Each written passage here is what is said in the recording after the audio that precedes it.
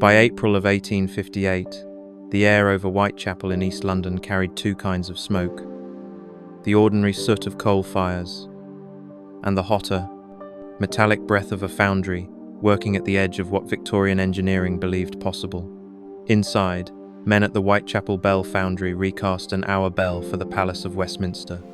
An earlier bell, cast in 1856 by John Warner and Sons, had already failed during testing in 1857, splitting with a crack so long it turned a national symbol into a technical dispute. Officially, it was an accident of stress and impatience. An ambitious hammer, a misjudged strike, a clash of responsibility, but the archive does not preserve accidents evenly. A parliamentary timeline records the crack and the quarrel, the recasting and the transport, 16 white horses pulling the new bell toward New Palace Yard, crowds gathering as if for a coronation of metal. Yet when you search the surviving descriptions for what should be the most obvious detail, how a bell of that size was expected to speak in tune, the language becomes evasive. We get weights and dates, we get spectacle, we rarely get the quiet mathematics of sound. In engravings and early photographs, the bell appears like a planet on a wooden cradle, its skin smooth, its inscription crisp, its mouth dark as a tunnel. And then, almost immediately, history confesses a contradiction. The second bell, first heard on the 11th of July 1859, fractured again that same year. The official story calls it repairable. The visual record shows a bell that was never truly fixed, only turned, chipped, and made to strike from a different point, as if sound could be redirected like blame. In the dim light of a workshop, bronze cools. In the quiet after, a bell waits to be struck, listening, as if it remembers the frequency it was made to hold.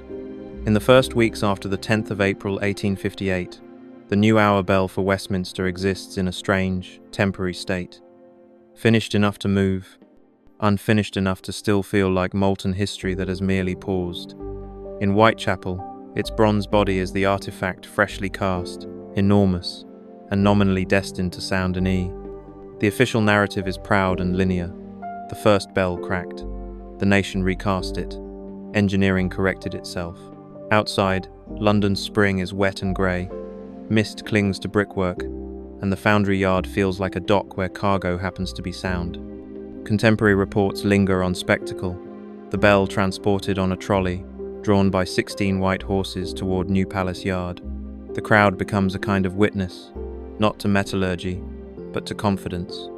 In this public memory, the bell is less an instrument than a promise, and yet already there is an unease built into the dates. The inscription belongs to a moment of certainty in 1858, but the tower it will inhabit is not yet fully complete. One timestamp says, "Ready." Another says, "Not yet." Two clocks out of phase, like partial tones that refuse to align. A human trace survives in the official papers as disagreement.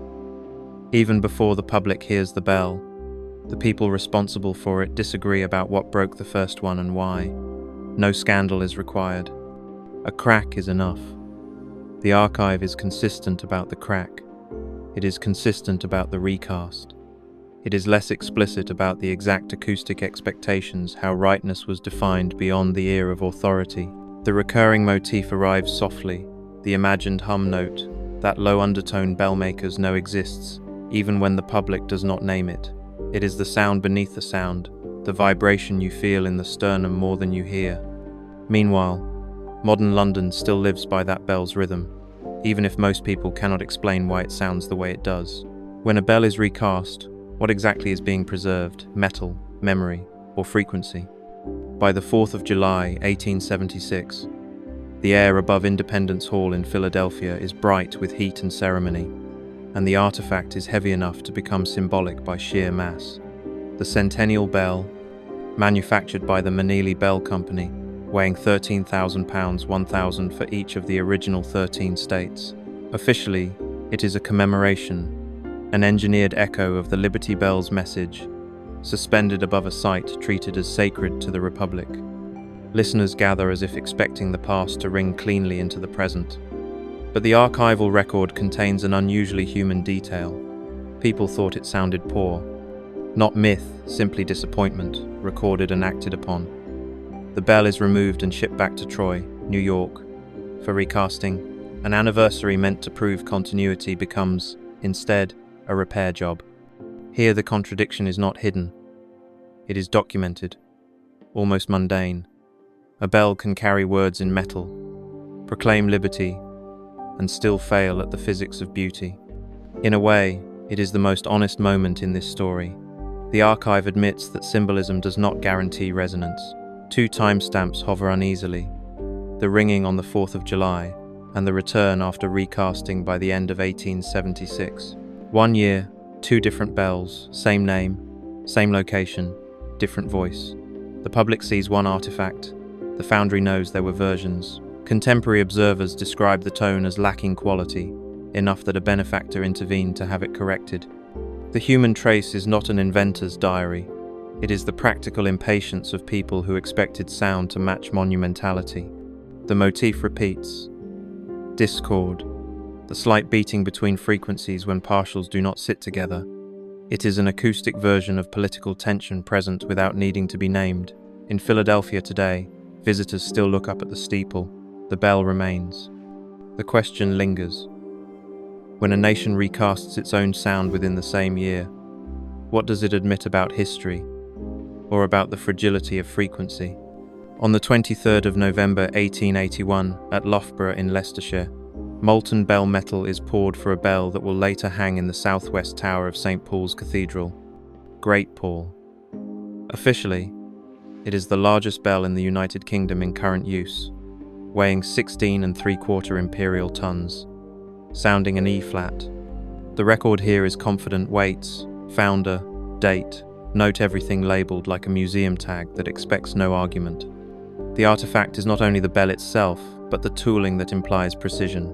Tuning forks, reference frequencies, the measured beats between a known pitch and the bell's partial tones, an older, bodily form of metrology where the ear counts pulses to locate exactness. Even if a casual visitor never sees this, the technique is part of the story Great Paul carries in its skin. Outside, late autumn air is sharp and cold. Steam rises from wet ground around the foundry yard. Bronze cooling is not dramatic, but it is irreversible. The bell's profile, its curvature, thickness, and lip will determine whether its many partial tones harmonize or fight. A human trace appears in the fact that Great Paul was cast in a working industry, not a museum fantasy. Men timing the pour, managing shrinkage, watching for flaws. The official story does not need secrecy to be impressive. It is impressive on its own terms. Yet a contradiction in timestamps sits quietly beneath the certainty. The bell is cast in 1881, but the cathedral that receives it is far older, and its tower has already held bells for centuries. The bell is new, the architecture is ancient, the resonance chamber is inherited. Two eras share one throat. The motif shifts from discord to sub-bass hum, that low, almost geological undertone Great Paul produces. It feels less like a sound effect and more like pressure, like weather. In modern London, St. Paul's still stands above the traffic's white noise. Beneath it, Great Paul's note remains measurable. In the archive, it is labelled progress. In bronze, it is labelled frequency. By September of 1859, the bell at Westminster has already done what monuments are not supposed to do. It has fractured again. Officially, the great clock had started ticking on the 31st of May, and the bell's strikes were first heard on the 11th of July. Then, later that year, it is found to be fractured.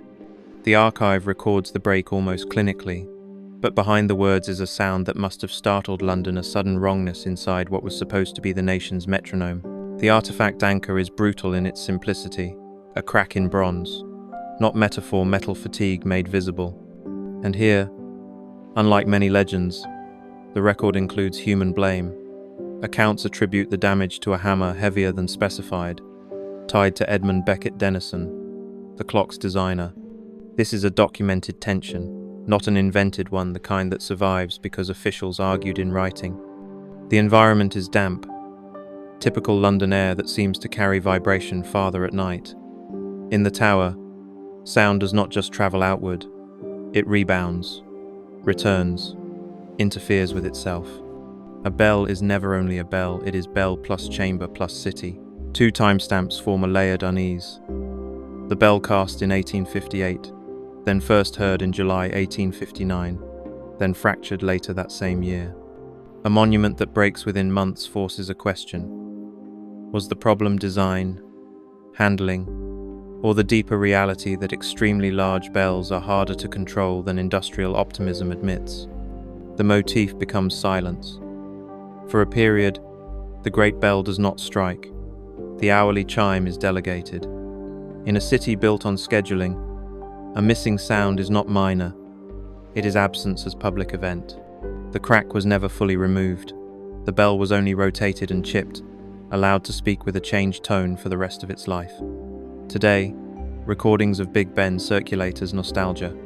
Few mention that the sound people love is a sound after damage. The unanswered question hangs. Did the crack ruin the bell, or did it reveal that even national time is built on compromise?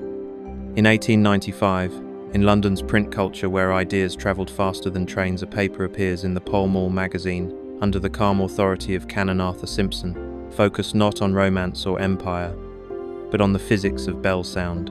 The artifact is modest, an illustrated article, a public-facing document that admits what many bell ringers already sensed. Bells often sound out of tune because their partial tones do not align into simple harmonic relationships. This is not suppressed, it is published. And that is what makes it strange. The moment the craft becomes openly analyzable, it also becomes easier to forget that the craft ever held mysteries. Simpson's work acts like a turning point, an attempt to make bells sound legible, measurable, correctable. The environment is not a foundry but an urban interior. Gaslight, paper dust, the faint static of printing presses. The recurring motif shifts into graphs, curves and ratios as a new kind of bell tower, built on the page. Simpson argues that the finest musical quality requires partial tones to harmonize, and that they often do not. His tone is not accusatory, it is diagnostic.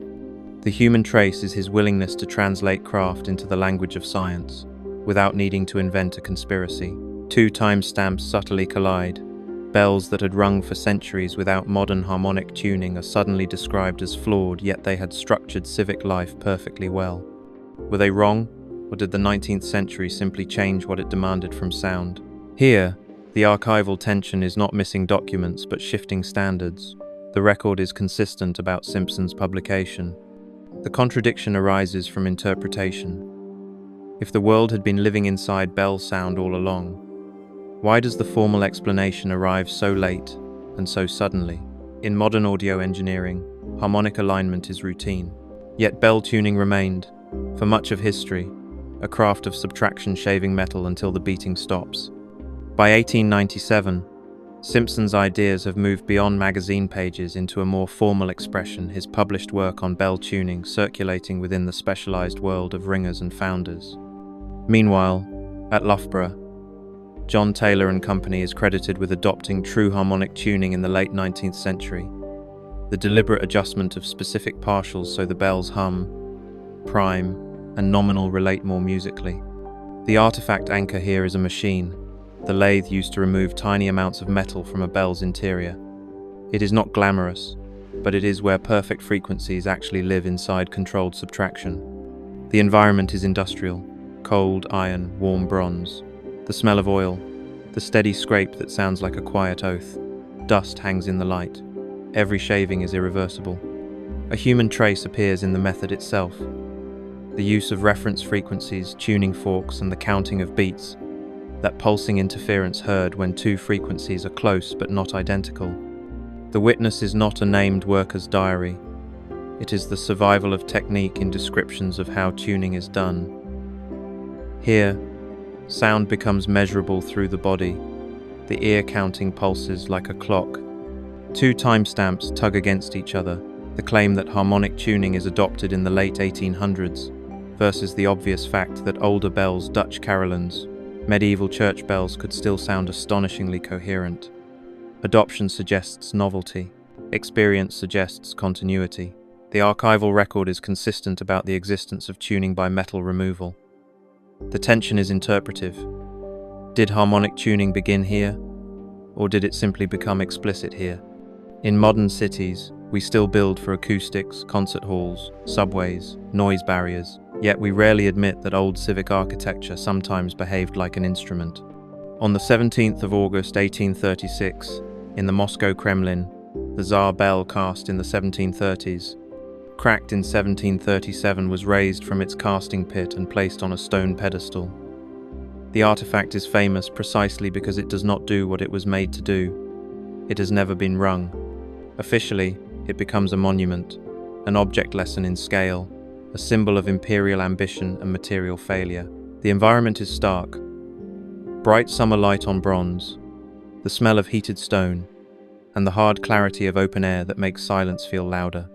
The recurring motif is mute resonance, the idea that a bell can carry frequency in its body even when it is forbidden by damage to release it. Observers later summarize the irony. Russia's great bell never rung, its great cannon never fired. The comment lands because it is true enough to become a proverb. 2 timestamps create a deep, decade-level unease. The bell belongs to 1735 by casting, 1737 by disaster, and 1836 by public installation. A bell that takes a century to become visible is not simply delayed. It is displaced in time, like an artifact waiting for the era that can interpret it. Here, the archival tension is not invented. It is the physical contradiction between intention and outcome. The bell was meant for sound, but history preserves it as shape. Today, tourists pose beside it, dwarfed by bronze. Cameras click, no sound comes. The unanswered question feels almost technical. If the Zar Bell had rung, what would it have done to the space around it? What frequency would have settled into the Kremlin like weather? In the record, the bell is repaired, recast, raised. In the ear, something remains unresolved. In 1863, in Berlin, Hermann von Helmholtz publishes On the Sensations of Tone, a work that treats sound not only as vibration in air, but as perception shaped by physiology. The artifact anchor is a book, but also a set of instruments implied by it. Resonators, tuning forks, controlled tones used to isolate harmonics. The environment shifts, quieter than a foundry, colder than a bell tower. This is laboratory air still, intentional, almost antiseptic. Dust is replaced by clarity. The motif becomes resonance chambers, small globes held to the ear, turning the listener into an instrument. The official story of bell-perfect frequencies is often told as craft improving over time. Helmholtz complicates that story. He gives a language for what bell founders were already shaping in bronze spectra, partials, consonance and dissonance, whether or not they used those words. Helmholtz argues that timbre depends on the mixture of partial tones, and that consonance relates to the alignment of those components within the ear's interpretive system. It is not mysticism, it is measurement paired with biology. 2 timestamps create a subtle contradiction. Bell acoustics existed long before 1863, yet the official scientific explanation becomes canonical only now, in print. The practice predates the theory. The ear knew first. The paper arrived later. The records here are consistent, no missing pages required. The tension is interpretive. When science discovers what craftsmen already used, does it illuminate the past or overwrite it? Today, spectral analysis is a phone app. We measure frequencies casually, yet the 19th century still feels uncanny when it achieves precision without digital tools. The unanswered question hangs like a tone that will not decay. If perception itself can be engineered, how much of civic architecture was designed to tune the population not politically, but physically? By 1877 and 1878, Lord Rayleigh publishes the 2 volumes of The Theory of Sound, formalizing acoustics as mathematical structure. Here the artifact anchor is not bronze, but paper filled with symbols, equations describing vibration, propagation, resonance in media. Where the foundry subtracts metal, Rayleigh subtracts uncertainty. The environment is cool and indoor, the kind of place where the loudest sound is a page turn or the scratch of a pen. The motif becomes lattice work, invisible grids of frequency that govern what a bell can and cannot do. This chapter is careful. Rayleigh's treatise is not a secret bell manual, it is broader acoustics. But it matters because it frames the bell as an object governed by modes, patterns of vibration that can be predicted, shifted, controlled. The bell's perfect frequency stops being folklore and becomes, at least in principle, computable. Later summaries describe Rayleigh's work as a systematic treatise that opened modern acoustics. The human trace is the confidence of someone building a language that will outlive him. Two timestamps clash quietly. In 1877, sound becomes equation. In 1858, Big Ben had already been recast and tuned by ear and tool. The craft achieved functional success before formal theory became widely available. Again, practice first, explanation later. The archival record is consistent. The contradiction is cultural. Why does the 19th century feel like it inherited working solutions to resonance, then hurried to justify them? Meanwhile, across continents in the same decades, towers rise with similar acoustic logic. Tall chambers, hard surfaces, domes that return sound, bell mouths that project like horns. Convergence is possible. Pattern is also possible. When mathematics finally names what cities have been doing for centuries, are we witnessing progress or a kind of forgetting, disguised as explanation? In 1889, in the town of Balangiga on Samar in the Philippines, a bell is recast. Its inscription records the act. Refundio, remade from scrap bronze, tied to a parish priest's name and year. The artifact anchor is not only the bell's body, but the inscription itself. Evidence literally cast into metal, a human trace that survives because it is not paper. The environment is humid, coastal air heavy with salt, the temperature high enough that metal seems to hold warmth longer. The motif becomes alarm. Bells here are not merely ceremonial instruments.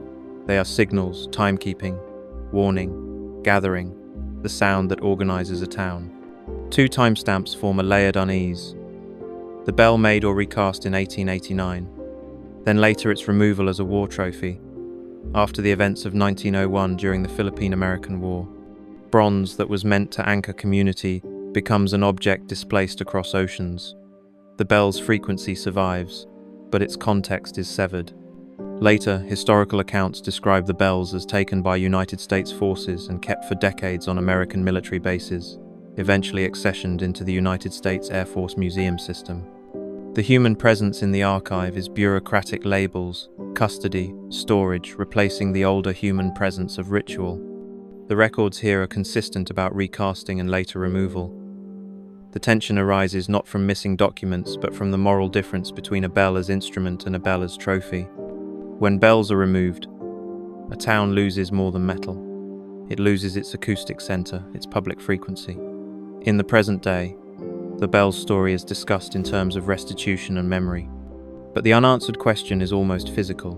When a bell is returned after more than a century, does it ring the same, or has time itself retuned it through corrosion, microfractures, and the long travel of history? By the summer of 1893 in Chicago, at the World's Columbian Exposition, the Electricity Building becomes a theater of controlled vibration. Officially, it is a demonstration of alternating current on a public scale. Westinghouse equipment, Tesla-related devices, polyphase systems, motors, lamps. The artifact anchor is not a bell but a generator, a machine that turns rotation into standardized oscillation, a civic hum measured in cycles. The environment at night is luminous. Heat lingers even after sunset. The air holds the smell of lake water and warm machinery. Light reflects off pale buildings. The motif becomes continuous hum, a frequency not struck, but sustained. This chapter sits at the edge of the bell story on purpose. Because bells are impulse instruments, a strike creates a complex spectrum that decays. Alternating current power is the opposite, a repeating wave meant to be stable, yet both are about the governance of vibration. Two timestamps create the unease. The fair's bright, temporary 1893 architecture meant to be ephemeral, contrasted with how deeply its demonstration of electrical systems shaped the coming century. Temporary becomes permanent through influence, a pattern already seen in bell histories, objects and techniques outliving the structures that hosted them. The fair displayed motors, lamps, and demonstrations explaining rotating magnetic fields. Visitors watched vibration become spectacle. The records are consistent. The tension is interpretive. Why does the 19th century, obsessed with progress, keep returning to one theme frequency, as if society was learning to control the invisible? Today, every charger and transformer produces a faint vibration. Most people ignore it. The unanswered question is quietly cinematic. Did we replace Bell frequency with electrical frequency? Or did we simply move the same principle into wires, leaving the towers behind as relics? The past did not vanish. It changed medium from bronze to paper, from paper to wire. By the early decades of the Soviet period, documented across accounts and later scholarship, Russian church bells were removed in vast numbers. Many were destroyed, melted, repurposed into industrial metal. The artifact anchor in this chapter is an absence. Empty belfries, towers without voices, a skyline that keeps its architecture but loses its sound. The environment is winter light, thin, blue, and unforgiving. Snow absorbs noise.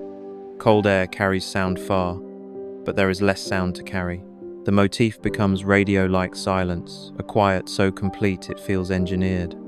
Observers noted that bells were melted down for industrial needs, power cables, parts, material goods, and that the scale of loss was staggering, sometimes estimated as near total. Whether or not every number is precise, the documented reality is that a bell culture was catastrophically reduced. 2 timestamps cut like a blade, centuries of casting and ringing on one side, a few intense decades of removal on the other. The contrast is not subtle. It is the kind of historical discontinuity that makes alternative interpretations seem emotionally plausible, even when they must remain evidentially cautious. The archival tension is real but not cinematic in the way conspiracy imagines. It is bureaucratic. Requisitions, quotas, inventories, decrees. Paperwork that produces silence. In modern Russia, some bells are recast and rehung. Sound returns, but not the same soundscape. The unanswered question is almost unbearable in its simplicity. If an entire civilization's acoustic memory can be melted into wire, what else less visible than bells was removed from the world without anyone knowing what it was for? On the 12th of June 2017, the Whitechapel Bell Foundry, nearly 450 years of bell-making history, closes its premises. The artifact anchor is not a bell but a threshold, a workshop door shutting, tools dispersed, a living craft forced into the category of heritage. Accounts note that a final bell was given to the Museum of London along with other manufacturing artifacts, as if the present could already sense it was becoming archival. The environment is modern London. Rain on pavement, traffic hiss, neon reflection. The motif returns as static, the city's constant noise swallowing what older cities made distinct. 2 timestamps hang like a final harmonic dissonance. 1858, the Foundry recasting Big Ben into national time. 2017, the same site ending as an active maker. The bell that structured Victorian confidence survives. The place that made it becomes memory. The Foundry's closure was announced and debated. Its future negotiated.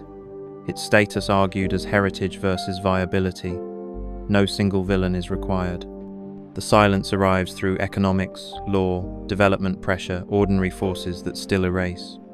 And yet, this ordinary ending feels like the final step in a longer pattern. The craft that tuned civic resonance becomes harder to access, easier to mythologize, easier to misunderstand. When knowledge becomes museum, it becomes safe and sometimes inert. Across the ocean, the Balangiga bells are returned to the Philippines in December of 2018 after more than a century away. Sound comes back, but return is not reversal. Metal remembers distance. The camera lingers on a bell's lip, scratches oxidation, the faint evidence of retuning. Somewhere inside the bronze, partial tones still wait in their stacked order. Hum, prime, nominal, an acoustic hierarchy that does not care what governments call it. And if the 19th century did inherit a more coherent acoustic intelligence, if towers and domes were once tuned like instruments, then the most haunting possibility is not that it was stolen, but that it was simply allowed to fade. One closure, one melting, one missing strike at a time. The last frame holds on an empty bell chamber, a flicker of light, a note that almost arrives, and then the reel ends mid-frame.